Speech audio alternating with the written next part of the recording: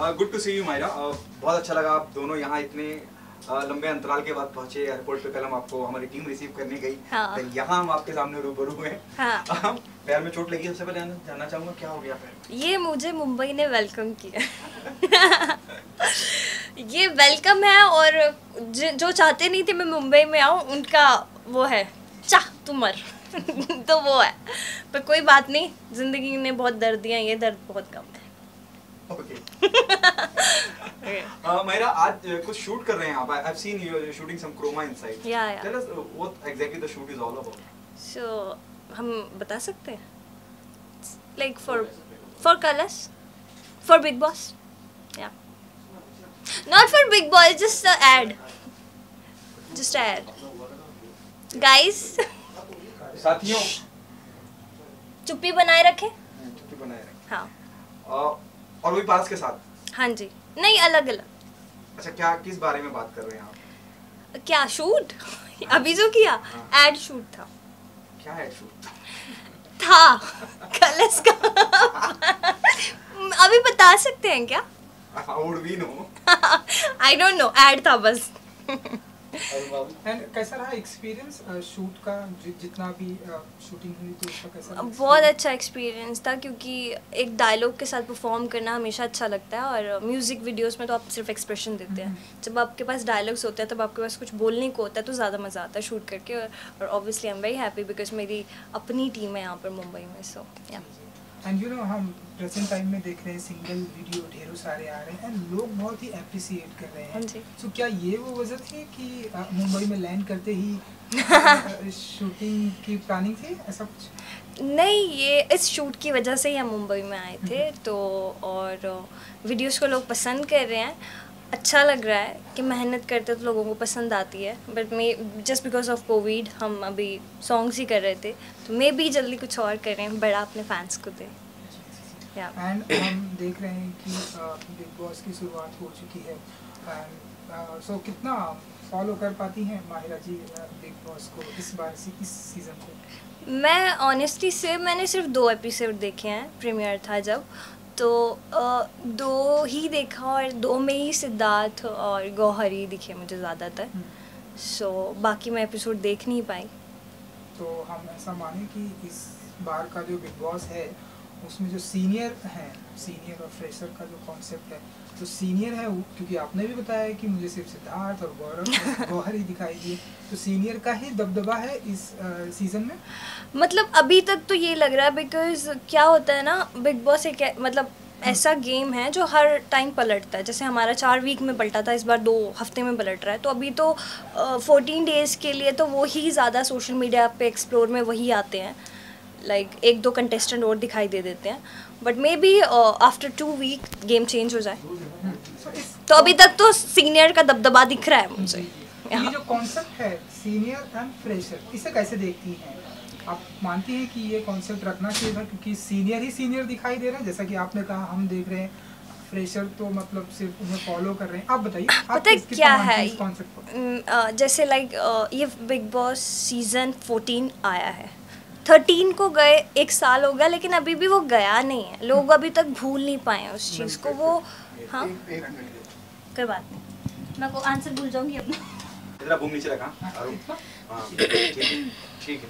Alright, तो ये जो कॉन्सेप्ट है इसे कैसे देखती हैं माहिरा जी, सीनियर एंड फ्रेशर का जो कॉन्सेप्ट है? मैं इसे आंखों से ही देखती हूँ। और सीज़न 14 आ चुका है, लेकिन 13 अभी तक लोग भूले नहीं हैं। अभी तक वो कंटेस्टेंट जिसके भी जो फेवरेट्स हैं, चाहे कोई भी कंटेस्टेंट रहे, वो अभी तक सिर्फ उन्हीं को मिस करते हैं, उन्हीं को याद करते हैं। तो वो उनके जहन से भी चीज़ गई नहीं है, तो सीज़न 14 भी आ गया। एक तो ये कोरोना की वजह से कुछ चीज़ें हो नहीं पाई, और सब लोग घर पे ही थे। अब जब धीरे धीरे काम करने के लिए निकल रहा है, लेकिन फिर भी लोग 13 को मिस कर रहे हैं। इसीलिए बिग बॉस ने हमारे सीनियर्स को लाया, ताकि सिद्धार्थ अगर है या मतलब गौहर है, तो वो सीज़न पुराना वाला मिस ना हो। अभी वो चीज़ मतलब रहे कि हाँ भाई ये है, 14 डेज़ वो रहेंगे, जब वो निकल जाएंगे फिर देखेंगे हम 14 वाले क्या करते हैं। 13 का अभी भी है, 13 ही लग रहा है मुझे बिग बॉस दबदबा है। सो आप मानते हैं कि ये जो सीनियर्स हैं इन्हें अब जल्दी घर से जाना चाहिए, जिससे जो फ्रेशर हैं वो अपने रियल अवतार में आ सकें? अंदाज में आ सके? पता क्या है, अगर सीनियर्स चले भी जाएंगे तो उससे कोई फ़र्क नहीं पड़ेगा। जिसने अपने आप को दिखाना है वो दिखा रहे हैं अभी भी, मतलब सीनियर्स के होते हुए भी दिखा रहे हैं। और अगर सीनियर्स चले जाएंगे जो अभी तक नहीं दिखा पाए, वो तब क्या दिखा देंगे? अब तो इतने दिन हो गए, मतलब आई थिंक 1 वीक चला गया, तो वो जो जिन कंटेस्टेंट में है वो दिख रहे हैं अभी भी। अब देखते हैं न्यू एंट्रीज होती हैं वो क्या करती हैं। वो तो है। ऑलराइट, एंड जितने भी कंटेस्टेंट हैं उनमें से अगर मैं बात करूं कि आपका सबसे फेवरेट कौन है, या आप मानती हैं कि हाँ ये लास्ट तक जाने वाले, हो सकता है ये विनर भी हो जाए आपके अनुसार, माहिरा के अनुसार? मैंने सिर्फ 2 एपिसोड देखे और 2 एपिसोड में किसी को जज करके नहीं मैं बोल सकती कि हाँ भाई ये जीतेगा। बट मुझे पर्सनली अगर कोई मुझे देख के थोड़ा मतलब अच्छी लगी कि हाँ भाई, तो मुझे जैस्मिन पसंद आई। अब लेट्स सी के यू नेवर नो, कुछ भी हो सकता है आगे। हाँ, एंड अब नॉमिनेशन की प्रक्रिया भी धीरे धीरे चालू होने की अब आने वाली है। सो आप बताइए कि आपके अनुसार सबसे पहले बिग बॉस के घर से किसे आउट होना चाहिए, या हाँ ये बहुत बड़ा स्टेटमेंट होगा मेरी तरफ से देना, क्योंकि मैंने 2 ही एपिसोड देखे, तो मुझे पता नहीं है कि कौन ज़्यादा अच्छा कर रहा है और कौन कम अच्छा कर रहा है। तो मैं ये बोल नहीं सकती। अब जो डिज़र्व करता वो रहेगा, जो नहीं करता उसको निकाल देंगे। और ओके, जब हमने आपको बिग बॉस के घर में देखा तो एक अलग ही अंदाज था। इस बार तो ऐसा लग रहा है कि लोग इसे इंस्ट्रक्शन फॉलो कर रहे हैं। हाँ। ये करना है, ऐसा नहीं करना। लेकिन आप लोग थे, रूल्स को बनाते थे। राइट। ये इसके बारे में कुछ कहना चाहेंगे आप? मुझे ना पता क्या लगता है, जैसे पिछले सीज़न थे वो भी अच्छे रहे हैं, लेकिन हमारा सीज़न सबसे हिट रहा है। तो हम लोगों ने किसी को कॉपी नहीं किया, या हमने ये ट्राई नहीं किया कि हम ये चीज़ करेंगे। हम देख के नहीं गए थे कि हम ये करेंगे, उसको वो करेंगे। इस सीज़न में थोड़ा बहुत मुझे लग रहा है कि कॉपी चल रही है। तो वो जब जहाँ कॉपी आ जाती है ना, वहाँ पर लोग इन्जॉय नहीं करते। जहाँ पर ओरिजिनल चीज़ें होती हैं ना, कि भाई अपनी तरफ से कर रहे हैं, लड़ाई झगड़ा व्हाटएवर, मस्ती प्यार क्यूटनेस व्हाटएवर, वो जब रियल होता है ना तो लोग कनेक्ट करते हैं। जब लगता है ना कॉपी है तब कनेक्ट नहीं करते हो, तब अच्छे भी नहीं लगते हो। तो ये रीजन है। It means you're saying the current season is fake. या कॉपी। साउथ फिल्म है हमारी ओरिजिनल, ये इंडियन फिल्म है कॉपी। I'm just kidding, हाँ दिल पे मत ले लेना, दिल पे बहुत जल्दी ले लेते हो हम लोग। मायरा क्या मानती है कि बहुत कामयाब रहा? जब मैं व्यूअरशिप की बात भी करता हूँ ना, one of the most successful big boss का इतिहास रहा है 13 की जब हम बात करते हैं। क्या आपको लगता है कि ये मार्क वो लोग छू पाएंगे जिस तरह से उन्होंने शुरुआत की है? बहुत जैसे आप कह रहे हैं और जैसे लोग ऑडियंस को भी समझ में आ रहा है, लोग बड़ा प्लान करके आए हैं कि जी ऐसा करेंगे। प्लानिंग तो नहीं होती ना जब नहीं बिग बॉस में आते हैं। तो इस तरह से क्या ये मार्क अचीव कर पाएंगे, या क्या तोड़ पाएंगे वो रिकॉर्ड जो आप लोगों ने? बिल्कुल नहीं, मैं पहले ही बोल दूं, नहीं इस पे जिसको जो बोलना है बोलते रहे, क्योंकि नहीं हो पाएगा। 13 में ओरिजिनल चीजें थी, 14 में कॉपी चीजें। 13 को कोई भी सीजन छू नहीं पाएगा, क्योंकि 13 टेढ़ा था, सीन नहीं पलटा था। ये भी अच्छा है, बट कंटेस्टेंट हमारे जो थे वो हर एक, चाहे कोई भी कंटेस्टेंट हो, एक कंटेस्टेंट अपने अपने मतलब उनका अलग अलग बिहेवियर था, अलग नेचर था, अलग एक पर्सनालिटी थी। इस सीज़न में मुझे तो पहले ऐसा लगा कि सब मतलब मैक्सिमम लड़के किड प्ले कर रही हैं, लाइक हाँ नहीं वो तो, बट मुझे पता है, हमने देखा है उन्हें, वैसे नहीं है। फिर धीरे धीरे करके अब सबकी पर्सनालिटी नज़र आ रही है। अब जब वो अपनी पर्सनालिटी में रहेंगे ना तो अच्छा लगेगा हमें देखने को। कॉपी ना करेंगे तो मस्त जाएगा इस season, maybe for the best. हम माहिरा जी को देखेंगे वाइल्ड कार्ड के जरिए as an guest, as a senior, you never know. Senior maybe, I don't know yet. Okay, what else is there in the pipeline apart from this? Pipeline में अभी तो हैं, अच्छी चीज़ें हैं। अभी तो मेरे काफ़ी म्यूज़िक वीडियोस जो आने वाले हैं, and I am very happy कि जो मेरा अभी 2-3 दिन पहले ही सॉन्ग आया वो अभी हाँ ट्रेंडिंग 1 पे, और 2 दिन में 10 मिलियन क्रॉस हो चुका है। और आगे भी काफ़ी सॉन्ग्स है और वेब सीरीज़ भी है और एक फिल्म भी है जो नेक्स्ट ईयर में भी। So hope for the best. एक चीज़ माहिरा जी, हाँ जी, प्रेजेंट टाइम में हम जैसा कि देख रहे हैं, लाइक सुशांत सिंह राजपूत के केस से हम देख रहे हैं कि सोशल मीडिया पर ऐसी बातें चल रही हैं कि इस बार boycott Bigg Boss, boycott Salman Khan, इन सारी चीज़ों को कैसे क्या टेक होता है माहिरा जी का? क्या रिस्पॉन्स करती है ये ऐसी चीज़ें सुनती हैं मायरा जी? ये क्वेश्चन आपने मेरे से बहुत ही वो पूछ लिया, बट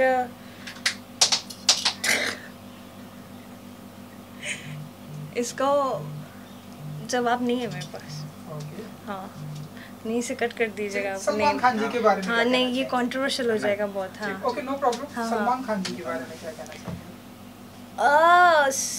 सलमान जी के बारे में मैंने 2 ही एपिसोड देखे हैं, और 2 एपिसोड देखे हैं। मैंने प्रीमियर देखा था और मैंने लाइक घर के अंदर एंट्रीज देखी थी, तो अच्छा था।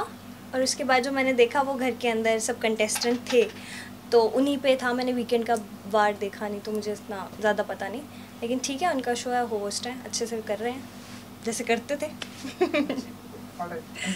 Thank you so much. तो सी you Paras.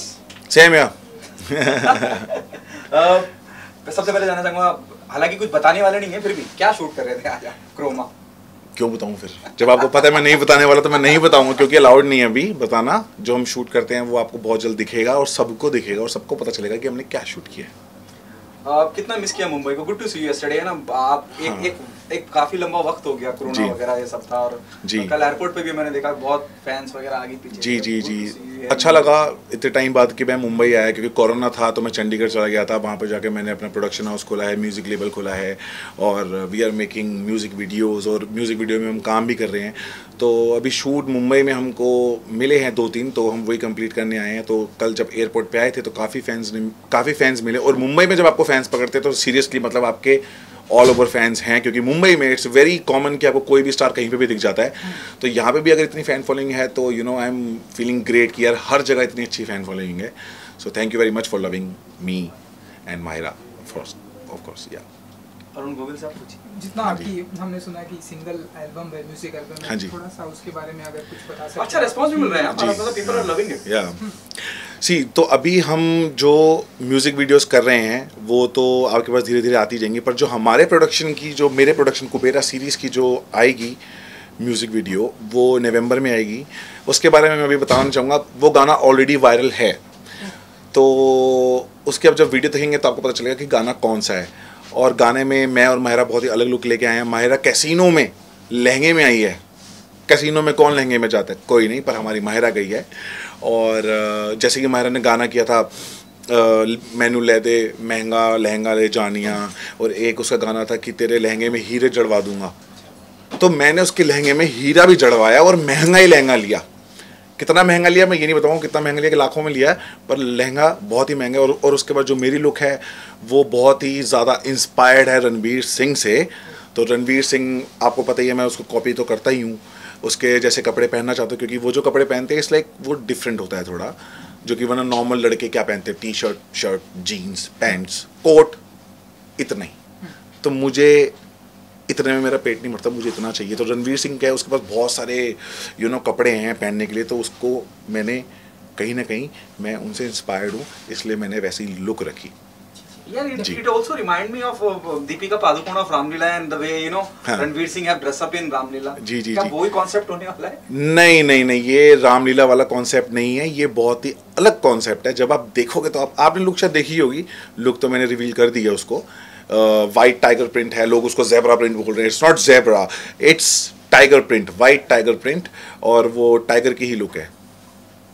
Paras, big boss चर्चा का विषय है, फिर से चालू हो चुका है, और कैसे आग बंद करते वक्त चला गया। जी, मतलब मुझे तो लग ही नहीं रहा कि 1 साल हो चुका है बिग बॉस को। दूसरा बिग बॉस भी आ गया, बिग बॉस 14। मुझे लग रहा है कल की बात है, जब हम एंट्री कर रहे थे तो मेरे दिमाग में वही चलता रहता है। और जो हमने वहाँ पे जर्नी निकाली है 4.5 महीने, लगता ही नहीं कि वो 1 साल पुरानी बात है, ऐसा लगता है कि कल की बात है। तो अच्छा लगता है सोच के, लेकिन अभी बिग बॉस 14 शुरू हो चुका है। तो मैंने बिग बॉस 14 के सिर्फ स्टार्टिंग के 2 एपिसोड देखे, उसके बाद मुझे टाइम नहीं मिल पाया क्योंकि मैं अपना काम कर रहा था। तो बिग बॉस 14 में जो मैंने देखा है अभी तक, वो सिर्फ यही देखा है कि शुक्ला ही चमक रहा है। तो मुझे ऐसा लग रहा है कि बिग बॉस 13 ही चल रहा है, बस वहाँ पे शुक्ला की जगह बाकी जितने कंटेस्टेंट सब हट गए हैं और वही चल रहा है।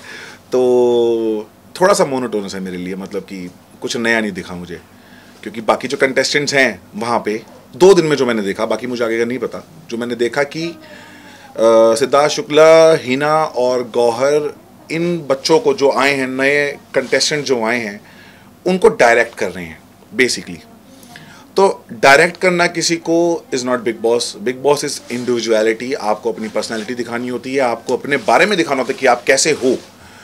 तो इसलिए मुझे थोड़ा सा मोनोटोनस लगा, और बाकी शुक्ला है वहाँ पे तो वो अकेला ही एंटरटेन कर रहा है, तो इस वजह से हमने देख लिया। क्या मानते हैं कि जो इतिहास बिग बॉस 13 ने रचा, उस सीजन ने रचा, उसको तोड़ पाना या उस तक पहुंच पाना बड़ा मुश्किल? जी, बिग बॉस 13 में जो हमने कांड किए, और बिग बॉस 13 का जो टीआरपी गया था, और बिग बॉस 13 जो इतना फेमस हुआ था, मुझे नहीं लगता कि इतनी जल्दी कोई भी सीजन उसको तोड़ पाएगा। पर मैं चाहूँगा कि बिग बॉस हमेशा हिट जाए, क्योंकि मेरा फेवरेट शो है। मुझे सब कुछ बिग बॉस नहीं दिया है। आज की डेट में मैं जो हूँ वो बिग बॉस की वजह से हूँ। लोग मुझे जो प्यार दे रहे हैं, और जो मैं अपना प्रोडक्शन हाउस भी खोल पाया, तो मेरी यही प्लानिंग भी मेरी ये थी कि मैं बिग बॉस के बाद अपना प्रोडक्शन हाउस खोलूँगा। लेकिन मैं यही कह रहा हूँ कि बिग बॉस एक ऐसा प्लेटफॉर्म है, अगर आप उसको दोगे तो वो आपको देगा। अगर आप कुछ नहीं करोगे तो यू वोंट गेट एनीथिंग। आप बिग बॉस को नाश मार रहे हो। तो उससे ऐसा होता है कि आगे आने वाले कंटेस्टेंट्स, एक्टर्स जो होते हैं, वो भी सोचते हैं कि क्या यार बेकार था लास्ट सीजन। इस सीजन हर कोई खुशी खुशी गया होगा कि मैं बिग बॉस जाना है, क्योंकि बिग बॉस 13 बहुत हिट गया था। अब बिग बॉस 14 अगर, मतलब भगवान ना करे ऐसा, क्योंकि मेरा बिग बॉस वालों से बहुत प्यार है, कलर्स वालों से बहुत प्यार है, मैं चाहता हूँ कि शो बहुत हिट जाए, पर जिस तरीके से कंटेस्टेंट अंदर खेल रहे हैं वो इंटरेस्टिंग नहीं लग रहा है मुझको। तो मेरी अगर अंदर तक बात पहुंचती है, या फिर मैं अंदर जाता हूँ, तो मैं बोल के कहूँगा कि शो को नाश मारने की जरूरत नहीं है। बेटर है कि आप अपना पॉइंट ऑफ व्यू रखो। अगर आपको कोई चीज़ सही नहीं लग रही है, शुक्ला की, हिना की, या किसी की भी, गौहर की, तो आप उस पर बात करो, उस पर मना कर दो। आप वो करो, क्योंकि वो आपका शो है अभी।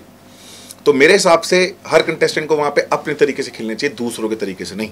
पवित्रा ने बहुत कुछ कहा। हाँ, मुझे पता चला कि पवित्रा बिग बॉस में अंदर जाने से पहले बहुत कुछ बकवास मार के गई। पहली बात तो उसका नाम बहुत गलत है, पवित्र तो बिल्कुल भी नहीं है। अपवित्र होना चाहिए, अगर होना चाहिए तो, नहीं तो। और ऊपर से जो वो बकवास मार के गई मेरे बारे में, उसने अपने आप को अंदर ही पहले दिन ही गलत प्रूव कर दिया। जहाँ पे वो मुझको धोखेबाज बोल रही थी कि मैं ऐसा हूँ, मैं वैसा हूँ, उसने खुद ही अंदर जाके बोल दिया कि आई वाज डबल डेटिंग पारस। तो किस टाइप की लड़की है वो? और ये बात तो मैंने कभी बाहर नहीं निकाली थी कि हमारा ब्रेकअप क्यों हुआ था। तो ब्रेकअप का रीज़न यही था कि डबल डेटिंग हो रही थी, प्लस शी वॉज मैरिड। तो जब शादीशुदा हो तो फिर रिलेशन में आने की ज़रूरत क्या है? आपने ये, पवित्रा एक इंटरव्यू में बोल के गई कि पारस मेरी सबसे बड़ी गलती थी। ऑफ कोर्स, तो मैं सबसे बड़ी तुम्हारी गलती था कि तुम शादीशुदा थे, और शादीशुदा होने के बाद आप मेरे साथ रिलेशनशिप में थे, तो ये सबसे बड़ी गलती थी। या right. Okay, whom do you see? Tamboli is there, Jasmine is there. Whom do you see? They are... या तंबोली है वहाँ पे। तंबोली मुझे लग रहा है कि सिर्फ कॉपी कर रही है वो हमारे एक्स कंटेस्टेंट्स की। तो एक्स जैसे, मैं नाम नहीं लेना चाहता कि किसकी कॉपी कर रही है, वो लोगों को पता ही है किसकी कॉपी कर रही है। और दूसरी वहाँ पे जैस्मिन है। तो जैस्मिन मुझे कहीं ना कहीं सेंसिबल लगी।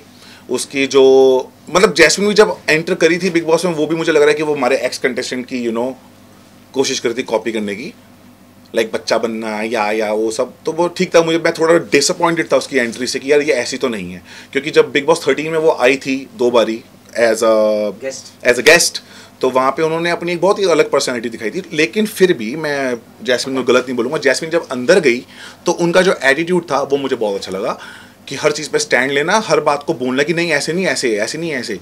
तो मुझे लगता है कि जैस्मिन बहुत अच्छा कर रही है इस वक्त फिलहाल। एजाज को मैंने स्टार्टिंग में 2 दिन देखा। मैंने देखा कि this guy is very interesting है। वो थोड़ा सा ऐसा है कि वो सोशलाइज नहीं है, लड़कियों को छूता नहीं है, और फिर भी वो कोशिश कर रहा है थोड़ा सा। मतलब वो कहीं ना कहीं मुझे इंटरेस्टिंग लग रहा है, क्योंकि जो वो नहीं करता शायद वो कर रहा है, तो विच इज़ ग्रेट। तो उसको अपनी पर्सनैलिटी दिखानी चाहिए और अच्छा निकल के आना चाहिए। एक लव एंगल निकल रहा है एजाज और पवित्रा के बीच में। अगर ये लव एंगल निकल रहा है तो मैं एजाज भाई के लिए प्रे करूंगा कि यार इसकी ज़िंदगी सही रहे, वरना ये बंदे की तो ज़िंदगी झंड होने वाली है अगर इस लड़की के साथ रहा। तो ये पवित्र से अब अपवित्र तो ये लड़का हो जाएगा हमारा। इतना अच्छा लड़का है एजाज, और हमने उनको पहले भी देखा है टीवी पे, और काफ़ी अच्छा काम करते हैं, काफ़ी नोन है। तो ऐसे लोगों से दूर रहना चाहिए। Jaan Kumar Sanu, Rahul Vaidya is a great singer. हमने उनको इंडियन आइडल में देखा हुआ है। और मैं राहुल वेद्या को भी ये कहना चाहूँगा कि मैंने फर्स्ट एपिसोड देखा था जहाँ पे वो उसी अपवित्र के साथ बैठ के बात कर रहे थे, और वो बता रही थी कि मैं ऐसी लड़की हूँ जहाँ पे कि अगर मेरा बॉयफ्रेंड, अगर मेरा पार्टनर कहीं बाहर मुंह मार के आ रहा है, लेकिन घर पे जब बेल बजा रहा है तो वो सब कुछ बाहर छोड़ के आए। और उसने बोला वाह यार लड़का कितना लकी होगा। उसने मुझको भी सेम लाइन बोली थी, मैंने भी यही बोला था कि वाह यार लड़का तो बड़ा लकी होगा। पर वो जो वो बात बोली थी ना कि मेरा पार्टनर ऐसे करे तो I have no issues, actually में वो बात अपनी करी थी कि बाहर जितना मर्जी कुछ करके आए लेकिन गेट पे आऊंगी तो सिर्फ तेरी ही होंगी। So that was a thing, वो अपने लिए बात करी थी, दूसरों के लिए नहीं। Okay, what else is happening apart from the production house? आप शूट के लिए भी यहाँ आना शुरू हो गया है? हाँ जी और क्या जी some big तो project, big screen? हाँ जी तो बहुत ही जल्दी अभी तो मैंने म्यूजिक लेबल ऑन किया है। और म्यूजिक लेबल में मैंने ऑन क्यों किया है, क्योंकि किसी ने बोला था कि पारस में वो कैलिबर नहीं है। और वो किसी अगर वो देख रहा होगा तो उसको पता होगा कि कैलिबर बेटा कितना है। तुम्हारे सामने ही प्रोडक्शन हाउस खड़ा करूंगा और तुम्हारे आगे ही आऊँगा। अब मैं एक्टर नहीं हूँ, तुम्हारे जैसा ही हूँ। तो कैलिबर इतना है मेरे अंदर।